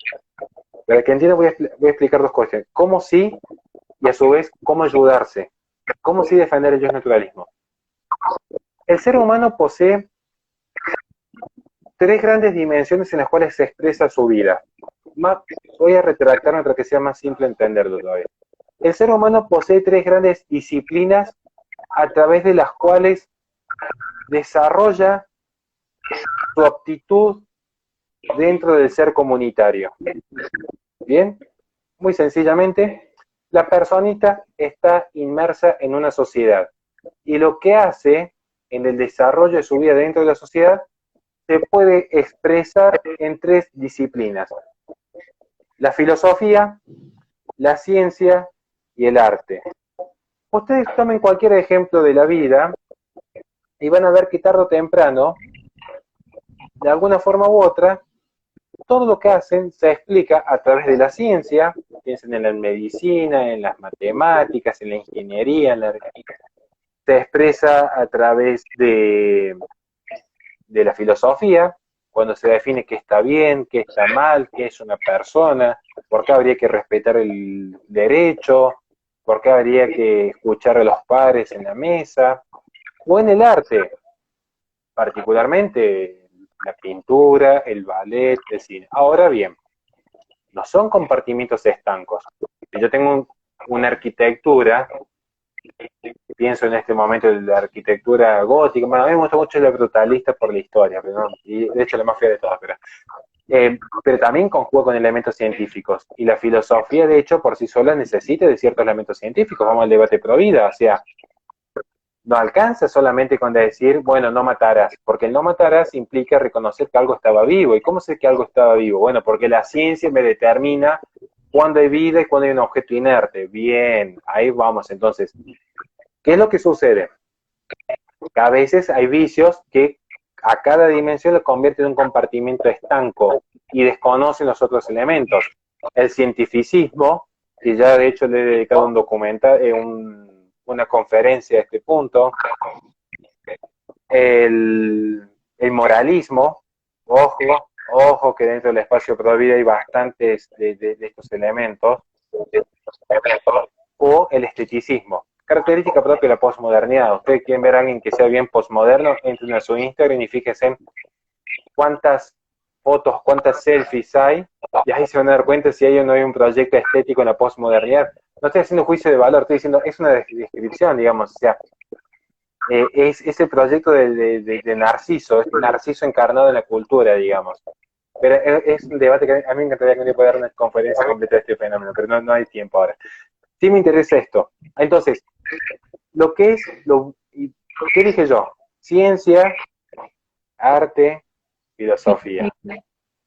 Ciencia, lo verdadero. Arte, lo bello. Filosofía, lo bondadoso. Lo que es bueno, bello y cierto, lo que es bueno, bello y cierto, participan en un bien mayor. Porque no se podría entender la armonía en términos de Russell Kirk, que es el orden, es esa armonía, es aquel bien, aquello que es deseable en forma universal. Y uno me podría plantear, cuidado, porque en realidad la sociedad de los esquimales son escépticos morales, porque allí está bien matar al niño recién nacido porque no lo pueden alimentar, y lo consideran como una costumbre propia. Eso sería reconocer que de repente cierta armonía en las matemáticas o en la música, porque una sociedad consideró que 2 más 2 era 5, de repente 2 más 2 sea 5. De hecho, y para defender el naturalismo y ahora sí atacar la ética del consenso, lo que es bueno, bello y cierto en esta participación a un orden y una armonía mayor no depende de mayorías circunstanciales. Y ampararse en el positivismo es ampararse en una ética del consenso. Considerar que aquello que la sociedad ha destacado como premisa moral válida es una premisa moral válida sí y solo sí si ha sido justamente consensuada por la sociedad. Esto es una falacia, porque con ese criterio no se hubiese justificado en ningún momento los juicios de Nuremberg. Con ese criterio no habría sustento, no me gusta hablar de derechos humanos porque es una creación de la Revolución Francesa, pero no existirían prerrogativas naturales. No habría ninguna razón moral suficiente por la cual uno tendría que decir mi vida vale, y mi vida vale aun si no fuese respetada por nadie. Porque justamente el respeto es simplemente un emergente que puede existir o no, pero el peso ontológico en el ser existe, y el ser no es solamente una participación en el ente, sino también en esa dualidad mancomunada, porque el ser humano no es dualista, no es mente separada de cuerpo, sino es un monismo que considera la unión del ente y lo que existe objetivamente en el mundo externo, como también aquella participación metafísica y aquella participación en el mundo de las ideas, mancomunados y unidos, amalgamados. Ok, ok, entiendo totalmente. Pasando ya a otra pregunta, porque bueno, se me van ocurriendo las preguntas conforme vamos conversando y aprovechando, ¿no? Todo el tiempo que podamos tener. Eh, Respecto al debate que tuvo Agustín Laje con Gloria Álvarez, eh, bueno, yo no me considero libertaria, pero entiendo más o menos por dónde va el libertarismo. Entonces, el libertarismo tiene un principio de la no agresión, según pude entender, que lo propone Rothbard, que justo estaba leyendo el libro de la ética de Rothbard, más o menos para entenderlo, pero noto algunas incongruencias y creo que es necesario tener mucho más pensamiento crítico y conocimiento del que yo tengo para poder leerlo. Sin embargo, quisiera saber más o menos qué pasa con esta lucha entre el derecho a la libertad que tiene la mujer y el derecho a la vida, si existe una jerarquía en los derechos naturales, ¿no? Entre derecho a la libertad o derecho a la vida, si es que alguno vale más, ¿no? O alguna delimitación. Entonces, ¿cuál es tu punto respecto a eso? Vamos por parte, que es la pregunta más compleja de la noche, lejos la más compleja de todas. Y es muy buena, pero me obliga a pensar muchísimo. Vamos por parte, y estoy pensando por dónde arranco. Bueno, voy a arrancar por lo elemental. ¿Por qué la vida debería estar supeditada a la libertad, o por qué la libertad debería estar supeditada a la vida?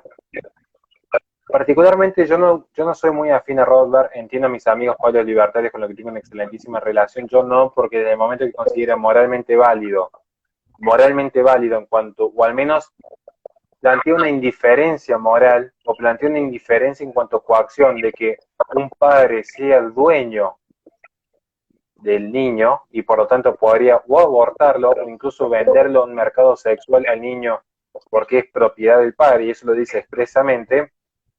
Luego considerar algún postulado moral allí ya habría, al menos en mi visión, un problema a resolver.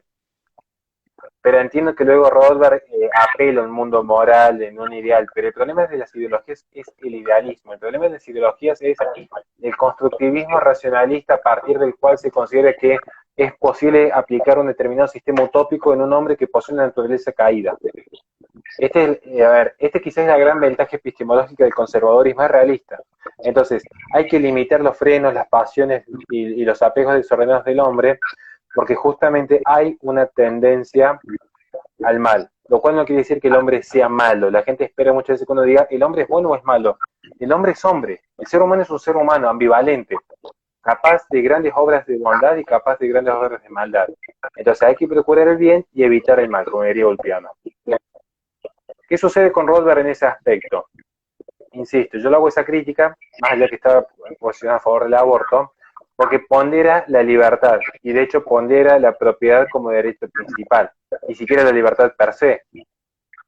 El problema de fondo de las ideologías es cuando surgen de la premisa falsa y por lo tanto es como el árbol envenenado naturalmente dará frutos envenenados. Creer que la libertad es un fin en sí mismo. Y a mí eso me preocupa bastante. Igual que aquellos que consideran que el poder es un fin en sí mismo. Porque yo a un ser humano que me plantea esa tesis, yo le diría, bueno, acá tenés en absoluto tu libertad, en absoluto tu poder. ¿Qué hacemos luego? Porque ese es el problema de fondo. Si yo considero que la libertad es un fin, significa que cualquier uso que se haga con esa libertad alcanzada esté en un plano de igualdad, entiéndase, relativo, a cualquier otro fin. Por lo tanto, sería moralmente válido aquel que con su libertad se aparte, haciendo un uso absoluto del libre albedrío, se aparte del camino virtuoso de aquel que le da un uso virtuoso, en términos agustinianos. De allí que yo no considero que la libertad sea un fin, sí un medio, para un bien mayor, sí un medio. Ahora bien, ¿por qué la vida? Uno me preguntaría, bueno, pero ¿qué pasa con el derecho a la vida? ¿Por qué la vida prevalecería por sobre la madre? Sobre esto escribí un ensayo, una vez refutando a Judith Thompson, que escribe En defensa del aborto en 1971, que si hay tiempo lo respondo y si no lo dejamos porque está escrito, así que no hay tanto problema. Pero ¿qué es lo que me interesa? ¿Qué es lo que me interesa rescatar en ese punto? Hay tantos conceptos de libertad como de seres humanos hay en el mundo. La libertad para Foucault era un concepto clave. Yo cuando hice el documental de Herbert Marcuse, me llevó un tiempo leerlo, y la libertad para Marcuse era el tema fundamental de su teoría, particularmente del hombre unidimensional. Cuando Herbert Marcuse escribe El hombre unidimensional, es un tema fundamental. La libertad fue un tema fundamental para la Revolución Francesa. La libertad importaba ciertamente para Adam Smith. John Locke, en su segundo ensayo sobre el Tratado Civil, la libertad es un tema primordial en la teoría de John Locke. La libertad es importante para el cristianismo. De hecho, la verdad te hará libre. La libertad es importante incluso para toda teoría de mercado o incluso teorías filosóficas, el dilema del prisionero. Pero, ¿cuál es la libertad? Ciertamente podríamos elucubrar una serie de teorías, pero habría un consenso medianamente generalizado, de que en última instancia, aún en términos de Isaiah Berlin, libertad negativa y libertad positiva, aún en esos términos, la libertad termina siendo una expresión concreta de la materia, ya sea por la abstención en el ejercicio de la coacción, o ya sea por favorecer el mecanismo material en el cual se concretiza. Es decir, tanto libertad negativa como positiva. Pero finalmente la libertad termina siendo una expresión concreta en la vida del hombre. De allí que nos habla de la libertad para los animales en tanto y en cuanto el animal no posee un libre albedrío en el cual sujetar su facultad o su voluntad. Estamos hablando de la libertad ya no como esa teoría de libre soy, sin cadenas, sino en cuanto a facultad inherente del hombre en elegir el destino de su vida. Pero justamente para que el ser humano, en base a su libre albedrío, pueda elegir el destino de su vida, requiere aquel plano material en el cual expresarlo. Insisto, puede ser negativo o positivo. ¿Y cuál es ese plano material? La propia vida del hombre. Porque sin la vida del hombre no hay un proyecto de vida a desarrollar. Por lo tanto, la vida prevalece por sobre la libertad en tanto y en cuanto es un debate abstracto la facultad y la potencialidad de un no ser. Porque si no hay vida, hay un no ser. Y en el no ser, del no ser, es decir, de la nada, nada sale. Solo del ser, ya sea en un ser perfecto y actual o potencial en su forma imperfecta, es posible luego otorgarle un sentido y un propósito a esta discusión filosófica. Por eso es que la libertad está supeditada a la vida. Y si alguien plantea por qué la vida de la mujer, y en todo caso su libertad, estaría supeditada al niño por nacer, allí sí se activan los mecanismos del Dios naturalismo, que es el siguiente. Porque prevalece aquel bien, ni siquiera jurídico, sino aquel bien natural, irreparable e irrecuperable. Porque perdida la libertad, como la dignidad, puede recuperarse en una situación posterior. Si fuese un determinismo, nunca hubiese habido una lucha por la emancipación de la esclavitud. Si fuese un determinismo, no habría una lucha por la movilidad social. Sin embargo, la voluntad del hombre cambia, y eso uno lo explica cuando da las conferencias en torno a la eutanasia. La muerte no cambia. La muerte es lo más perfecto, democrático y absoluto que existe en el universo. Alcanza absolutamente a todo, sin excepción. Entonces, por un principio ético, derivado de aquellos principios bioéticos que toman elementos de Vulpian y luego se actualizan con la medicina moderna, te prevalece la vida. Porque en todo caso, ¿cuáles serían los tres grandes argumentos en defensa del aborto en términos filosóficos? Los que da Jodie Thompson en 1971. La persona que sella el hogar y aún así ingresa una semilla de persona, es decir, la persona que mantuvo una relación sexual se cuidó y el método falló. Sería equivalente a que si yo jugase a la ruleta rusa, con un 17% de probabilidad de que salga el tiro, finalmente el tiro sale y yo dijese, es injusto que yo haya muerto, porque tenía muy pocas probabilidades de que fuese a fallecer. Alguien me diría, ¿alguna vez leíste las instrucciones? Formaba parte de las posibilidades. Que sea probable es una discusión aparte. Este es el gran error en filosofía. Confunden probabilidades con posibilidades. ¿Es posible de que yo llegue a ser presidente de Perú? ¿Es posible? Posible es, quizás el día de mañana se puede llegar a dar el caso. ¿Es posible que mañana mismo sea presidente de Perú? No, eso es imposible. ¿Es posible que López Aliaga llegue a ser presidente? Sí, posible es. ¿Es probable? Bueno, ya es una discusión diferente. ¿Yo por qué jugaría la lotería? Porque es posible que la gane, aun cuando hay pocas probabilidades. Y en toda relación sexual existe la posibilidad de que surja una vida nueva.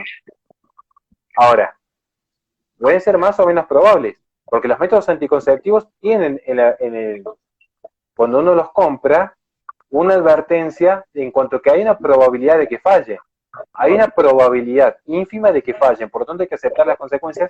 No tendría por qué una vida inocente hacerse cargo de dicha falla. En todo caso, que se haga cargo aquel que falló, que en su voluntariedad cometió un error y no la vida inocente. Luego se da el caso del niño expansivo, que va a matar a la madre que está encerrada en la habitación, es el aborto terapéutico. Acá lo que importa en primer lugar es reconocer que la medicina ha alcanzado tal nivel de evolución que es casi imposible que hoy un médico tenga que elegir entre la vida de la madre o del hijo. Pero si eventualmente se da, filosóficamente hablando, lo que importa es la intención del médico. Porque no es lo mismo que el médico vaya dispuesto a aniquilar una vida con este concepto del aborto terapéutico de salud, que dos vidas ingresen al hospital, una se va caminando y otra en una bolsa de residuo patógeno, que la intención del médico sea salvar las dos vidas. Y que el área propia de la actividad, lamentablemente y con mucho dolor, porque me ha tocado acompañar a mujeres en esa situación, lamentablemente una vida se pierda. Pero lo que importa es la intención del médico. Estamos en un debate de filosofía moral. ¿Cuál es la intención del médico? ¿De entrada cobrar el aborto inducido y problema resuelto? ¿O intentar salvar las dos vidas? Y bueno, es como toda fatalidad. No se puede. De hecho, las obligaciones médicas en sentido estrictamente jurídico salvo algunas excepciones, son obligaciones de medio, no de resultado. Y bienvenido sea si algún abogado quiere desmentir esto. Son obligaciones de medio, porque es tan alta el área de la profesión que no se puede asegurar un resultado específico. Hay una discusión en cuanto a las cirugías estéticas o intervenciones menores, pero no, es una discusión jurídica que no viene al caso en este momento. Y el tercer ejemplo que da Jodie Thompson en el 71 es la persona, la mujer que es secuestrada para mantener con vida a un violinista famoso. A ver, al igual que en el abuso sexual, que es un caso lamentable, a mí me sorprende cómo tanta gente habla de abusos. Yo he trabajado en una fundación contra el abuso sexual infantil. O sea que a mí, quererme decir que yo intento deslegitimar o disminuir el dolor de una víctima, no. Entonces, si estamos hablando de filosofía, ¿quién secuestra? ¿Quién abusa? Respuesta más básica, ¿el secuestrador o el abusador? Sería como intuitivo, bien.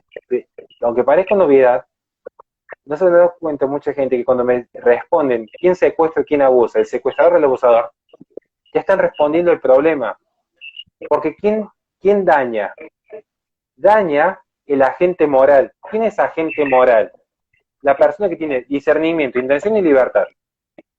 Por lo tanto, daña el abusador y daña el secuestrador, que en su libre albedrío, en vez de actuar en forma virtuosa, actúan en pos de cometer un determinado daño. ¿Esto qué significa? Traducido, ¿qué significa esto? El sujeto X daña al sujeto Y. No hay razón moral suficiente por los cuales las consecuencias deban ser el bien jurídico de vida en el sujeto Z. Porque sería como que yo, de repente, al poseer más fuerza física que Lucía, empujase a Lucía adentro del jardín del vecino. Y el vecino, haciendo uso de su derecho de propiedad, disparase una escopeta en contra de Lucía, que fue compelida por mi fuerza física. Quienes defienden el aborto en caso de abuso sexual tendrían que, si son coherentes, defender que un vecino le dispare a un inocente que fue empujado contra su voluntad a un jardín porque ingresó a la fuerza a su jardín. Tendrían que defender que sea legal hacer dicha acción, si son coherentes, si no caen en contradicciones. Si uno cuando los pone en una aprieto en el debate, corren, porque saben que no pueden dar una respuesta coherente, porque el principio es el mismo. En vez de disparar la escopeta en contra del que empujó, es en contra del que fue empujado. ¿Por qué hablamos, y ya con esto cierro, por qué hablamos de vida inocente? Cierro este argumento por si queda alguna otra pregunta antes que se nos vuelva a cortar. ¿Por qué hablamos de vida inocente? Porque no es una vida bondadosa, tampoco es una vida mala. ¿Quién es bondadoso? Quien actúa obrando por el bien. ¿Y quién es el malo? Quien actúa obrando por el mal. Ahora, el niño por nacer, de hecho, el abusador y el secuestrador en su momento también fueron niños por nacer, si vamos al caso. También fueron vida inocente. ¿Cuándo dejaron de ser vida inocente? Cuando con discernimiento, intención y libertad decidieron actuar en pos del mal. Entonces, el niño por nacer está actuando, tiene discernimiento, intención y libertad, o son facultades que se desarrollan inherentemente a su acto en el devenir de su potencia. Por eso es vida inocente, porque no es mala y no es buena, es vida. Está allí como un niño discapacitado que de repente necesita del tutor y luego del curador para ciertos actos. No se le puede imputar bondad o maldad. Aunque parezca cruento decir, lo estás tratando de que no es bondadoso. No, estamos siendo objetivos, es vida inocente. No se le puede imputar un delito, por lo tanto no se debería pagar con su vida la acción de un tercero, que además es un debate superior ya en el propio derecho romano. Tampoco es una vida bondadosa, hay que ser objetivos en ese sentido.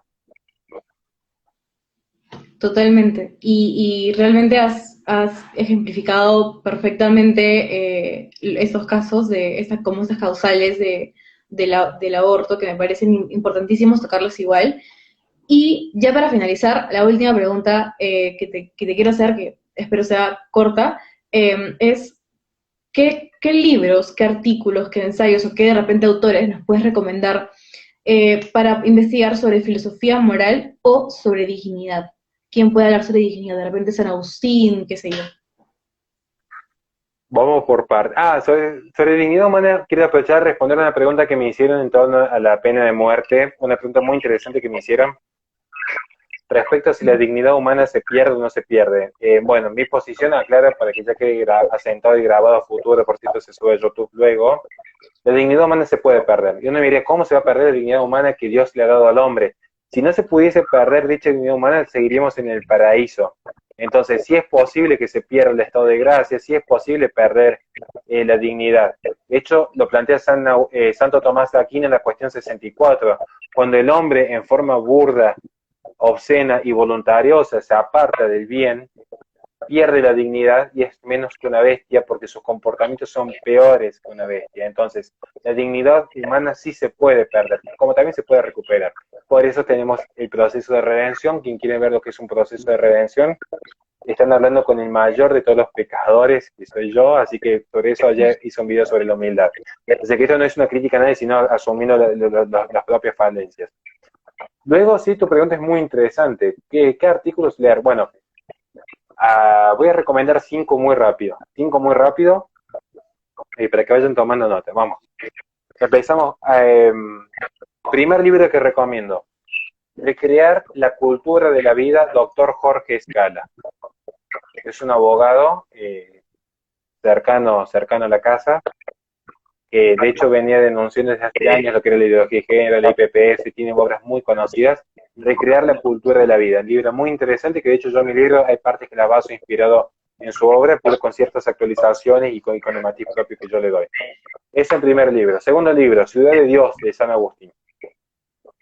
Pueden ser católicos o no, insisto, pero a ver, yo también he leído a muchos autores que son evangélicos y me ha servido para aprender más incluso. Entonces, Ciudad de Dios de San Agustín, segunda obra fundamental para leer. Respecto a la dignidad, las cuestiones pro vida. Bueno, el libro de Lope Batallán, date cuenta, hermana, es muy interesante porque es un compendio muy llamativo, de fácil, es de fácil lectura, entonces eso sirve mucho para las personas que de repente tienen que estar rápido en un debate, y da ciertas herramientas argumentativas muy interesantes, así que el tercer libro que yo recomendaría es el de Lope Batallán. Cuarto libro que recomiendo respecto a la dignidad humana y la cuestión pro vida, no va a ser un libro, va a ser un documental que es Un grito silencioso, de Bernard Nathanson, un médico abortista que luego se convierte y entiende a partir de la ciencia qué es lo que estaba haciendo. De hecho, a partir de la ciencia entiende qué estaba haciendo y luego se convierte por lo que se llama la redención y la misericordia. Cuarto elemento que yo nombro es este documental, Un grito silencioso, de Bernard Nathanson. Quinto material que recomiendo sobre este punto. Me voy a hacer autorreferencia porque necesito subir cantidad de suscriptores. En mi canal en YouTube hay mucho material con gente que sabe muchísimo, Javier Villamor, Miklos Lucas, Agustín Laje. Tenemos muchas conversaciones, así que en mi canal, por favor, suscríbanse en el quinto lugar. O pueden ver lo que he escrito para la Fundación Libre. Pero si se suscriben a mi canal y me ayudan a viralizar el canal, no se imaginan cuánto me ayudarían a que a fin de mes pueda pagar el alquiler de la radio y podamos seguir con la Fundación trabajando a puro pulmón. Así que quinta recomendación sería mi pequeño canal chiquito, pero yo estoy orgulloso de lo que hemos logrado, sinceramente. Lo digo en serio, yo estoy muy orgulloso de esto. Es grandísimo, yo aprendía muchísimo de tu canal, es grandísimo, yo también lo recomiendo. Así que desde ya vamos a empezar a compartir, eso no tengas dudas. Y bueno, yo creo que hasta ahí sería todo con el tiempo, con las justas, pero realmente te agradezco de corazón infinitamente, Horacio, por todo el tiempo, por toda la conversación, ha sido todo un placer realmente, siempre te lo digo, es un gran honor poder conversar contigo y que vengan muchas más conversaciones y aprendizajes de ti. Muchísimas gracias de corazón, la verdad que yo siempre te agradecía, a mí me encanta hablar estos temas, me encanta poder compartir con gente sana como ustedes, porque me obligan a mí a llevar una vida más ordenada y prepararme. He aprendido muchísimo gracias a ustedes. Lo que necesiten, me escriben. Me puedo llegar a tardar un poquito en responder a veces porque estamos un poquito sobrecargados, pero en serio, lo que necesiten estamos para servir, en lo que podamos ayudar, bienvenido sea. No les quito más tiempo a nadie. Muchísimas gracias de corazón, realmente. No, mil gracias de corazón. Y bueno, estaremos, espero, en otro momento conversando. Cuídate mucho, buenas noches y gracias a todos por conectarse. Adiós. Chao, chao.